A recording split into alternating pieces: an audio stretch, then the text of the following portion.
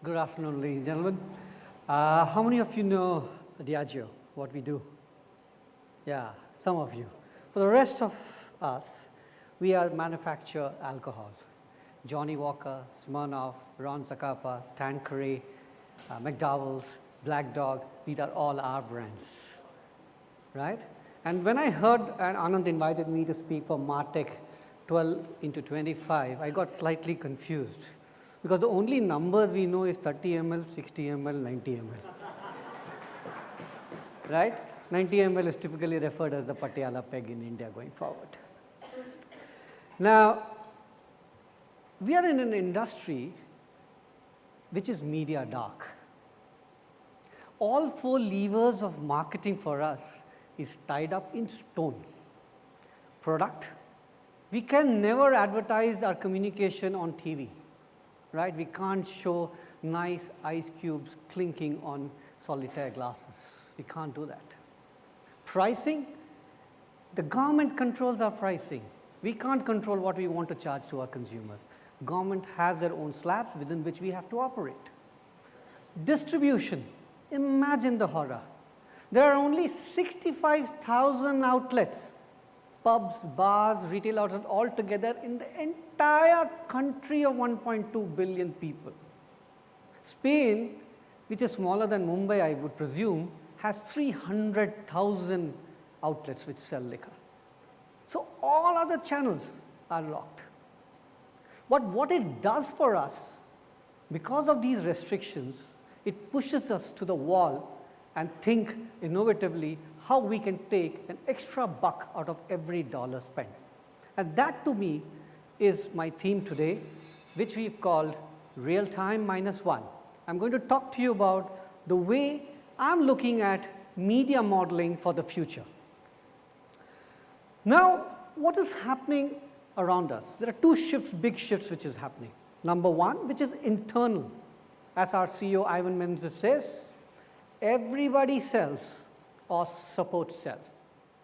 If you're in this business and if you are thinking that these alcohol guys, they are only doing sundowner parties, they are going sponsoring sunburn and having all those jazz nights and side mein they're all lagawing, that's not the case. Every month we have to meet our NSV, GP and a market share commitment. Everybody sells or support sells or you get out of the way. That's how ruthless we are in terms of performance, and marketing, we believe, is the engine of growth. It is the responsibility of marketing to drive the business outcomes which we are chasing. And in this case, we believe, and that's where the media comes in, which is the greatest exposure we have to meet our audiences, that reach as many people as possible. Right? Because if you cannot reach, you cannot sell. Therefore, for us, our traditional media thinking of 3+ or a 6-week burst doesn't hold good at all. We only look at 1+ and how many consumers have we reached. One of our conscious decisions is not to promote category. The choice to enter the category is yours. We will never do that as ethical company. The choice to enter the alcohol category is yours. But the moment you decide that you want to have alcohol to either to relax or to have good time with friends, we ensure the brand is ours.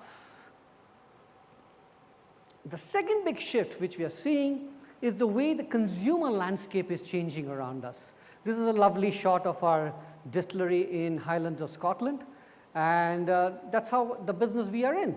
So as I talked to you about, maximizing reach is what the ethos of our marketing and media plans are all about. In the middle, what is happening is the consumer's attention span is decreasing. Last year data, it fell from 13 seconds to 8 seconds. That's how small our attention span is. Lesser than the goldfish in the little jar in your drawing room. On the other hand, the expectation of the consumer is that it has to be personalized. If you do mass communication at these age, you can get completely blanked out. The consumer can just ignore your message. Then how do you personalize the communication to the consumer? In this 2 diverse spectrum, Technology therefore plays a role, and therefore we feel that digital has to get embedded into the heart of our marketing and commercial operations, and that's how we can reach the consumer today. It is in this context, I'm on my journey. One of the ways in which we want to push our marketing dollars is through this concept called real-time -1, where we want to make this big leap of faith from demographic-based targeting to real data-driven media planning. Let me spend a few minutes out here with you. Traditionally, our media plan has always been with our ACC and the demographic, and we always fell trapped to the age profile. If he's if he's a young guy, 25 years, first job, he's likely to be a Smirnoff consumer, right? That's the typical way. We want to move away from that.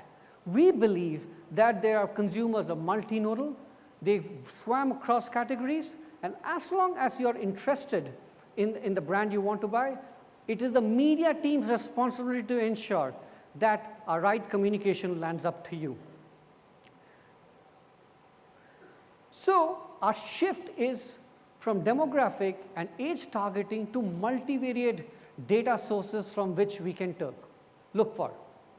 Search, emails, POS integration data, your table reservations data. So those are the various forms of data which we try to get in and reach the consumers before that moment of purchase. Let me share an example with you. Nobody is going to go to the web and search for a Smirnoff vodka cocktail. Nobody does that. People will go and search for home parties. People will go and search for Kaiporashka cocktail recipe. People will go and search nearest restaurants around me. Those are important data signals for us to communicate a Smirnoff brand message to that consumer. So our shift then therefore becomes, I don't care whether you are a 29-year-old or a 45-year-old, but if you're in the market looking for all these keywords, giving me data signals of that you're throwing a home party, then we better reach, our media team better reach you with a desired communication. I don't care whether you've cheated on your wife or cheated on your credit card company, but if you're in the market looking for a vodka, we have to ensure before the moment of purchase, the brand communication is reached out to you.